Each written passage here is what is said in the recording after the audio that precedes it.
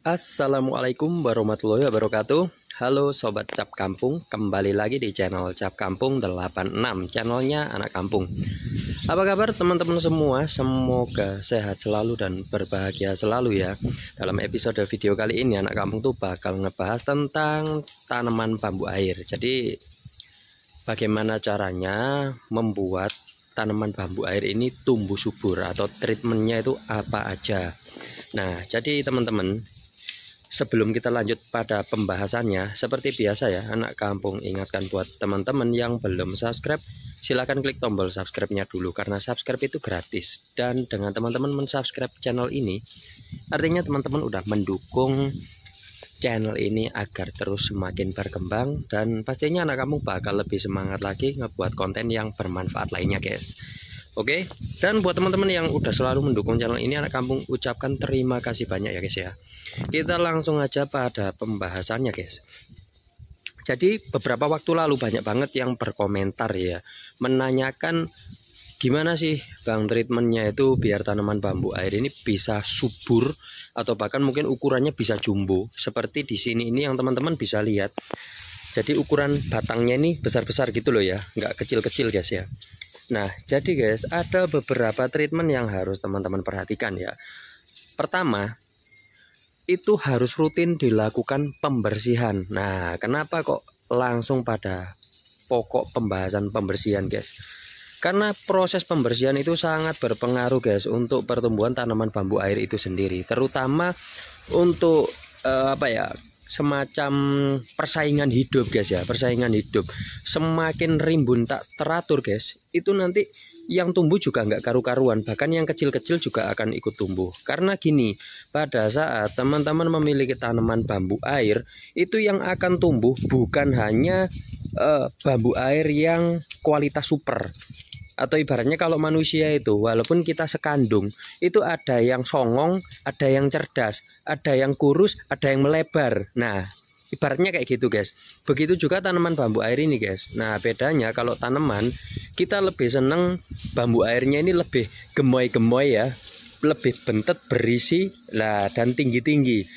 Nah, kalau yang kecil-kecil guys, gepeng kayak gini nih, ini harus kita singkirkan guys, harus kita buang. Nah, makanya anak kampung sampaikan, yang paling menentukan yaitu adalah di proses pembersihannya guys. Seperti itu. Jadi yang kecil-kecil seperti ini harus rutin teman-teman buang, dan dipelihara yang besar-besar seperti ini. Dengan begitu guys, nanti akan merangsang pertumbuhan bambu airnya yang jumbo. Nah, jadi nanti yang tumbuh itu yang gede-gede kayak gini aja guys. Yang kecil-kecil bakalan hilang kayak gitu guys ya, atau berkurang. Nah, itu untuk treatment pembersihannya. Lah, selanjutnya apakah cukup hanya dengan pembersihan? Ya enggak guys. Setelah dia dibersihkan, harus dilakukan pemupukan guys. Nah, kalau untuk pupuknya, di beberapa video yang lalu anak kampung sudah sampaikan dan membahas ya, pupuk yang ideal. Jadi pupuk itu guys ada macam-macam. Ada pupuk untuk daun, ada pupuk untuk pertumbuhan buah, bunga.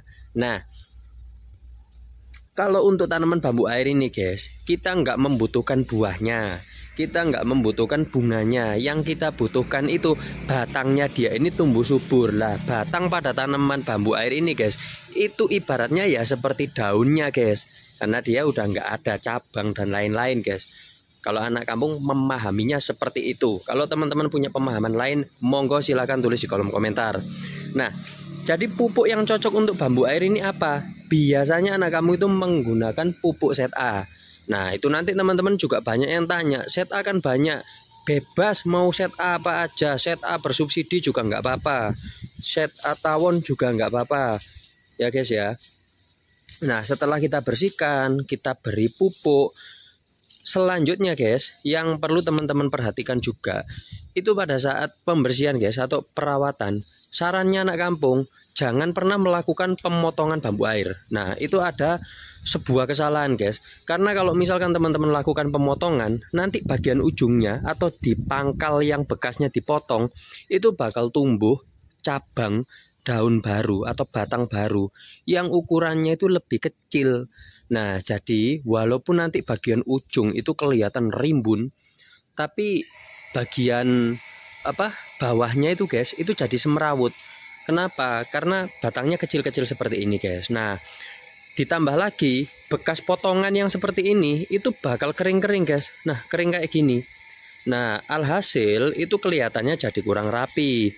Kecuali teman-teman rajin membersihkan. Nah, dan yang harus diperhatikan juga pada saat pembersihan seperti ini guys, itu harus menggunakan sarung tangan. Apalagi kalau teman-teman yang kulitnya mulus, halus, kayak kulit kentang, gampang sobek, ya harus pakai sarung tangan. Supaya apa? Kalau megang pipi itu nanti nggak kasar guys. Ya, kalau tangannya anak kampung emang udah kasar, jelek lagi guys. Oke, kayak gitu guys ya. Terus pembersihan udah, pemupukan udah, dan ada satu hal lagi guys ya, yang paling pokok atau mendasar yang perlu teman-teman pahami sebelum menanam tanaman bambu air. Nah, ini di video sebelumnya udah sering anak kampung sampaikan, jangan menggunakan media tanam siap pakai.